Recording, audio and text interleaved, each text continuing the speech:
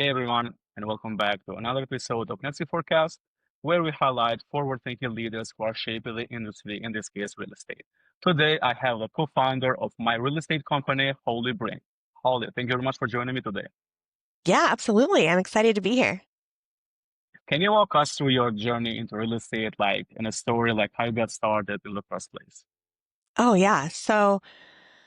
It's funny. I was substitute teaching right out of college and applying for jobs, left and right. And so I got a job as an on-site property manager at an apartment community. Yeah, And after a few years, I realized the only way to move up in that industry is to get your real estate license. So I got my real estate license and I then pivoted to becoming a real estate agent. And I was a buyer's agent on a top producing team in Arizona. I lived in Arizona at this time. And um, and then when I moved to Iowa in 2016, got my Iowa real estate license and then became the managing broker of a national brokerage in 2019. nice, nice. And what inspired you to launch your own brokerage now, and how did that transition come about? Yeah, so I mean, I'd never thought that I would start my own company, or own brokerage at least. And so I spent some time at some different national brands, franchises. Last year helped another company open and something just didn't sit right with me, about it. And so I was talking to a close friend of mine, an agent that I had met when I was her broker. And we just were like, these companies are missing the mark because so many of them were founded by people that didn't have experience as agents Yeah. or as brokers. And they were just repeating the same business model over and over again. So we're like, how can we do this better? How can we give agents what they actually need to produce? And how can we attract producing agents? So. Nice. And how did your past experience and past jobs help you manage and scale faster in your current company? Well, I was blessed in that when I became the broker of the first national company, we had 69 agents. And Yeah. over the years, from 2019 to 2023, we grew up to over 350 agents. So I was able to see what that scaling looked like, what didn't work, what did work. And I had put in a lot of policies and processes in place that the company duplicated across the country. So I started making sure like the company did NPS surveys to the agents during onboarding, for example, 30, 60, 90 days. So I started calling the agents 25, 55, and 85 days as they're onboarding to check in. That way I was top of mind. I could clear up any confusion, help them out. And so then the whole brokerage, across the country started doing things like that. So I was able to see on the second company when we launched, just where I think things fell short, or at least I would have done them differently, right? Oh, that's an interesting approach. I would probably have done it like this. And so now being able to do that, being able to pivot quickly because I am in charge has made the whole process so much easier. So in a lot of ways, we're a startup. Officially, we're a startup, but in other ways, we're not. We already have our SOPs built out, our systems, our processes, everything, so that when an agent comes over, we don't want them thinking like, oh my gosh, what did I get into? So yeah, it was really great experience being at the other brokerages. Fascinating. So, and I can see that it's going so far so good now. Yeah, absolutely. We're in actually just this morning, we got our Texas real estate license. So we're now Okay. officially open in, is that 7 states? Iowa, Illinois, Minnesota, Nebraska, South Dakota, Colorado, and Texas. So we're super pumped to hit the ground running um, you know, and see how far we can take this thing. Nice. Congratulations on that. I hope everything goes as you want. So, depending on all this experience and all of this skills you have, can you tell us who or what has influenced your leadership style the most? That's a really great question. I think just living, right, through 20s and 30s and now being in my 40s, like you see all different kinds of leadership styles. And Yeah. if you take a step back and you look at them, it's like, okay, I liked that. I didn't like that. Like I never related with the people that like raised their voice and yelled. Maybe it's childhood Hmm. trauma talking, but like I just shut down, right? And we've all seen leaders like that, coaches for athletes and things. And so I just try to take a real hands-on approach, leading from the front. I wouldn't ask anyone to do something I wouldn't do myself. Meeting people where they are, just making sure I'm always available because that's the other thing too. I feel like some leaders have failed me because it felt like they weren't available when I really needed them. Because nowadays, like we don't pick up the phone and call people unless we have to. So if my phone's ringing, I know that someone needs my support, right away. So that's just one example. Um, but leadership styles, it's funny you should mention that because like my business partner, Sandy Lynn, she has a very different style than I do. She's more direct, more bold. So I've learned a lot from her without changing who I am at my core, but just trying to be more efficient and effective for everybody. But we kind of joke, that sometimes someone needs my style and sometimes they need her style. So we really complement each other in that way and try to figure out whether it's staff or agents, like what does this person need? And sometimes it depends on the day too. So Yeah. Awesome. Nice. Like how do you like balance your responsibilities as a co-founder and also as a broker in this case? yeah, so part of the being the co-founder is we've built systems. So I've been staff as broker at other companies now. So I knew when I felt burned out and I knew what I needed help with. And I always like to say there's two kinds of brokers. There's the paper brokers that are all about paperwork and compliance. And then there's the people brokers who are all about the agents and the people. And so we're trying to hire more of the people brokers and then we hire staff to help with the paperwork stuff. So having the right staff in place from the very beginning has helped me leverage my time and be able to focus on the expansion and that stuff. Now, don't get me wrong, we're looking for an Iowa broker and a Colorado broker because I got my license in multiple states as a scaling method, Yeah. but you need a state broker who has a good reputation, has been in the business a long time, knows about state nuances. So I don't plan on being the broker and the COO forever. So, Nice. And also, what's one thing about your background that people might find surprising in this case? oh gosh, well, um, I owned a motorcycle once. Okay. Most people would never guess that about Holly, as I'm a goody two shoes. But and then, but I was in marketing. So somewhere along my journey, I worked for the Peoria Sports Complex, the city of Peoria in Arizona, and I worked there and I learned a lot about baseball, a lot about marketing, and a lot about people in that job. And it's it's interesting how you take away the things from different life experiences and apply them to today. But for example, one thing I learned as I was the marketing assistant for there was that we need to put together something for the sponsors as like a sponsor recap. So I haven't been at any Yeah. other company that I know does that. And so that's one thing that we've had like two events now. That's three events. That's one thing that is really important to us is getting them the sponsor recap with pictures and data to show them how their dollars were spent and how they benefit them directly. But had I never had that job in marketing, I may never have Hmm. thought of that. Nice. Fascinating. So being as long in the business as you have, I know you've seen like a lot of crisis, a lot of trends going through the years. Can you tell us like what major trends are you seeing in the real estate right now that excite or concern you also? Absolutely. So, right now, the day of recording, the government's still shut down. And that is Okay. having a big impact on rural areas because there's government loans called the USDA loan and or But yeah, the USDA loan is common in rural areas, is you have to be in a certain area to even qualify, but it's a zero down loan. So we've had to push back closings for a handful of our clients because they're getting those loans and there's nobody to process the application.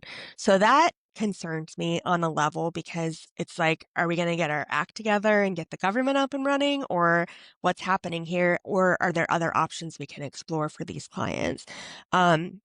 In general, as a whole, real estate ebbs and flows and has done so. Before the government shut down, we were actually headed towards seeing more inventory than before for like a while. The rest of the year was kind of dipping. But unfortunately, that's the impact that the government shutdown is having on us. So we Yeah. are seeing a lot more listings in most areas, but Merci. As you mentioned, like the clients, can you tell us like how have the client expectations changed in the recent years? oh gosh, well, I would say they're even further apart on price now. So sellers think their home is worth way more than it's worth, and buyers think a home is worth way less than it's worth. So trying to negotiate and make people understand like your house isn't just worth what you want to list it for. It's worth what a buyer's willing to pay, but at the same time, explain to those buyers like, hey, this is the current value of this property. These are the comparable homes that have sold, and explaining that to both parties to try to get it to that fair, reasonable number that both parties can agree on. Yeah. I agree on that. And also as technology like is advancing day and day, and also we have this all AI stuff now. How do you think that is like impacting your like, relationship with the clients? And also how much is like helping you get new ones or maybe keep the current ones satisfied? Yeah, so, I think it's all in how someone leverages AI. There's companies out there trying to replace people with AI to save money. And Yeah. what we're trying to do for our staff and our agents is, leverage AI and automations for some things so that you can spend more time on the human connection. Our vision is to change the way real estate feels by putting relationships first. So, we're leveraging AI for checking boxes and research and automating checklists during a transaction, but we're using more humans for training and hand holding and follow up because um, that's so important. And I think that we need to leverage all the technology. Like I love all of the things, but keep in mind that people still need that human connection. And at the end of the day, Absolutely. that's what drives most humans is wanting to feel included and belonging. And nobody's ever going to feel like that with an AI until they look Sure. just like Yeah. humans, probably. Absolutely. What are some tasks I can say that you would like maybe to replace with AI that can help you also scale faster, make more money, and have more also more time for yourself, and also maybe spend that time on closing more deals? Yeah. So some of the AI that we've implemented for our agents so that they can focus on doing more deals or building relationships is a paperwork process so they can fill out a form and it will send them the paperwork that they need so that they're saving time off that. Checklists are all done. So once you create a file, it applies the checklist. So you know exactly what you need to do and when you need to do it. When those contracts are done, they can be scanned and then all of the deadlines and time frames that are relevant get added to the calendar so that agents don't drop any balls there. And then the follow up, really again, we're not about those one-off transactions. We're about the long-term relationship. So the post-closing automation of the cards and the voicemails and the reminders to reach out and birthdays, that's the stuff that we're leveraging and teaching our agents to leverage. It's awesome seeing that how much you are integrated AI in your workflow on your and day to day because it's much helpful, to help you do your small bugs or small things do faster. So also, can you tell us like what's the biggest challenge you and your team are facing currently?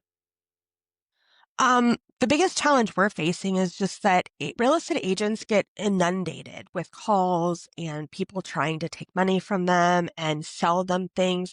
Like the moment you get your real estate license, everyone crawls out of the woodwork and wants to sell you this magic product. And oh, it'll just take one deal to pay for itself. So Our biggest challenge is cutting through the noise and getting agents to stop and listen to what we have to offer. Because once they see what we're doing differently, they're impressed, but it's getting them to slow down and like take a look because we're competing with all this other noise. Yeah, nice. And what opportunities do you see or for innovation or growth in your business now right now? I mean, our goal is to expand across multiple states. We Yeah. joke that we might not ever go to California, though. There's a lot of red tape there. Um, Hmm. but always just remembering that it's about the relationship. So we would rather be in just a few states or just have 3,000 agents. It's not about numbers for us. So, um, just, the expansion and setting up these systems and automations are helping us do that. So we're in this lucky sweet spot where we started our business like after AI. So I'll give credit to a lot of the companies that came before us and didn't have AI to help them like open as quickly, right? Yeah. But we're really trying to leverage the automations and the systems so that we don't have to hire 1,000 people, but we still want to maintain that high level of service. So it's just Yeah, about which absolutely. hires and who, and then who can continue to build the things that our agents and staff need.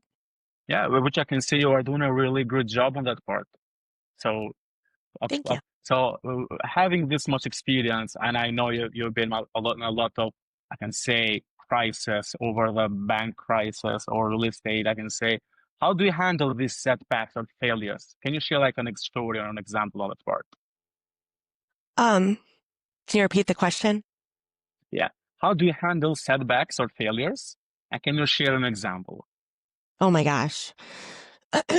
Okay, so like as far as building the brokerage, setbacks and failures, we try to learn, we learn from them. So we're all fine with anyone making a mistake or having a setback as long as we figure out what we could have done differently, we document it, and we know what we're going to do differently moving forward. Yeah. So, our biggest setback that we've had was partnering with a company that sold us a bill of that wasn't true, right? Like they were like, yeah, we can do this, this, this, and this, and this. And we were like, oh, this is going to be great. Like if they had done everything they said they were going to do, we would have been fine.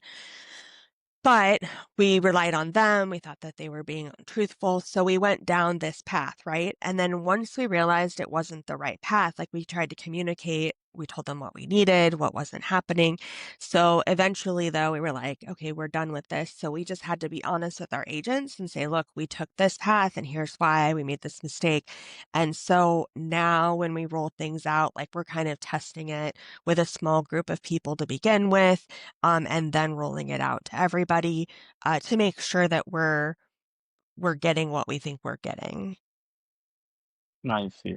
Okay. And where do you see your company in the next 3 to 5 years? 3 to 5 years, I think we'll be a legal entity in every state and be ready and open for business. I would love to see us have at least 5,000 agents that are producing and actually meeting their goals, whether their goal is 6 deals a year or 600 deals a year. Like we want to be here to support them, help them make their businesses more efficient and more profitable. Nice. And are there any upcoming projects you're excited about?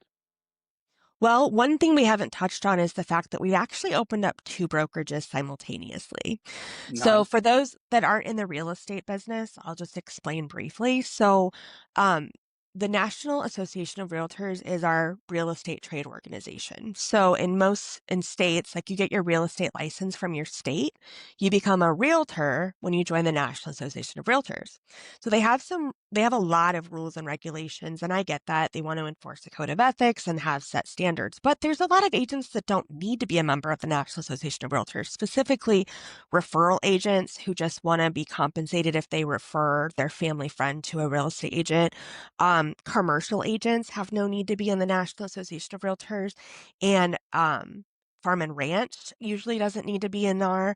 So we've created two companies at the exact same time, my real estate company and my real estate company two, TOO, so that our agents can choose which path is right for them. So, it'd be great if we didn't have to create a whole second brokerage, but one of NAR's rules is that if the brokerage is in NAR, everyone in the brokerage has to be in NAR.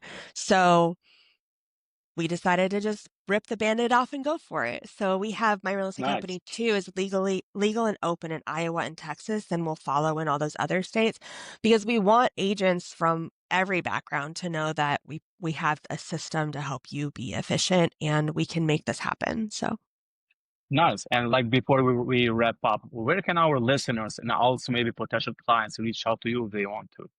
yeah, so we're on every social as a company as My Real Estate Co. And then our website is myrealestateco.com. If you're an agent looking for more information, it would be /join.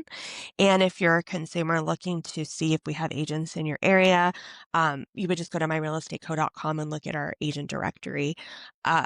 But yeah, we would love to answer questions. We're also on Twitch. So if someone really wants to stalk us, they can find us on Twitch at My Real Estate Co.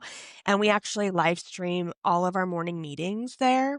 So agents can go back and like see our trainings and what our vibe, like our vibe. Like, do you like our vibe? So we'd love to meet people who want to be a part of that. Nice, absolutely. So, Holly, thank you very much for your time. It was super fun, inspirational, and insightful conversation. And for everyone who is watching, keep growing, keep thriving, and I will see you on the next video.